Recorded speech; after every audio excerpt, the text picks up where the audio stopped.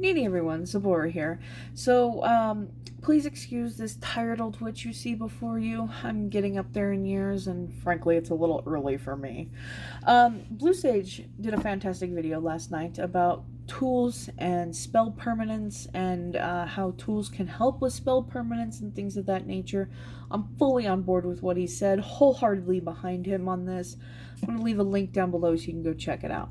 So this is going to be a little bit of a VR. Now, I was contacted when I did that mirror spell for Sandra, Egyptian-style mirror spell for Sandra, by somebody who was interested in me performing spells without tools. I told them I couldn't upload those types of videos. How would that even look? Okay, you see what I'm doing? Okay, you see it? Not exactly compelling video material, is it? I have to use tools. Not only do I have to use tools to help explain what it is I'm doing, the visualization that I'm choosing, the symbolism behind my choices, the correspondences, whatever, but I'm also helping myself focus. Now, I personally have bipolar disorder, and I have racing thoughts, I have anxiety, and those are all things that do not make for a great ability to focus. If you have ADD or ADHD, like a few witches I know, you understand this. So, tools. If anyone puts you down for using tools because it helps you as a witch, well, that says a lot more about them than it does about you. And they're probably a fucking moron. So you can go ahead and leave a link to my video right here, because I'm going to go ahead and explain why tools are such a good thing. Or Blue's video, because he also explains why tools are good. So I'm going to do that by using tools. Now, let's say I want to do a protection ritual for myself, for my family, or my loved ones, whatever. If I sit here and light this tea light, and I chant for 30 minutes and visualize for 30 minutes, that's not going to be as much energy put into it as, say, if I did this 7-day candle of Sutek, Set, to whatever you want to call him, Seth.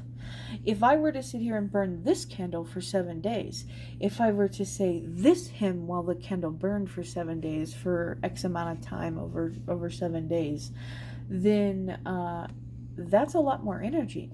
That's a lot more thought. That's a lot more witchiness being put into a spell. Go ahead and put that back. So, with more energy, you have more spell permanence. If I want to manifest something quickly, because, hey, sometimes you just need some quick cash to pay your bills or provide for your family or whatever. If I need something done quickly, then I may use a smaller spell or a smaller tool or a smaller ritual or something of that nature. And that's because that is the design behind it. But if I want something that's to be a little bit more permanent, like love in a marriage, a long-lasting marriage, I'm going to probably want to use something a little bit more long-lasting than a tea light.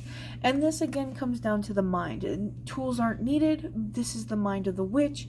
If you're able to focus and put your energy into a thought and actually really build that energy without the use of tools, then you've probably got quite a few years under your belt. Very few people just... And it happens. Usually when that happens, it also disappears as quickly. And, sorry, that's something, it's a little bit of a joke. But it's true, though. If I sit here and I start thinking about bad things that I want to happen to people I don't like, not only am I wallowing in my own misery because I'm not really doing anything except occasionally thinking about bad things that I want to happen to people, but I'm not going to do any kind of real damage to the person. If I think about it for more than 5 minutes, then what are they going to do? Get the hiccups? If I want them to get a nosebleed, it's probably going to take more than 5 minutes of thinking about all the evil things I want to happen to them. Not only that, but I don't want to sit here and wallow in that kind of misery. That's a lot of negativity that I'm just not trying to be a part of. Anyway, spell longevity is kind of tied into that focus, into the ability to manifest, into the ability to build energy and release it and cause the change that you want to occur. So for me, tools are a great way to do that. It's going to help me focus more. It's something that I can actually look at and reinsert my own authority in what it is that I'm trying to do and build my energy. So if you find yourself having issues with manifesting or having longevity, maybe you should try some visualization techniques. This is something that really helped me when I was first starting out, and it's something that you should continuously do throughout your practice as a witch.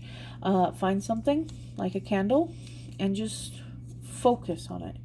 Try to remember what it looks like when you close your eyes. You want to take about 10 minutes studying it. Really look at it. Or maybe just 5 minutes studying it and then 5 minutes of thinking about it, and increase the times as you go up. I did it for 10 minutes just because that's about how long my brain can take it before my brain starts drifting onto other thoughts. And that's a common thing that happens with meditation when you're first starting out. People, like I said, that have the mental disorders like mine, then, it takes a little bit more time, it takes a little bit more work, but it is so rewarding to have those permanent spells in place. Now, me as a hoodoo practitioner, it tends to be a little bit more, I don't know, there's not really a lot of permanent type spells in hoodoo, because hoodoo was not a permanent thing. It was something that you built and then you put away. A lot of people had their altars in their bathtubs, on their kitchen tables. It was a working that was done and forgotten about. So I don't know. It really just depends on you, the practitioner, and how you feel. But for me, I need those tools. I need this permanent altar. I need my permanent shrine up here. It's something that helps me manifest as a witch.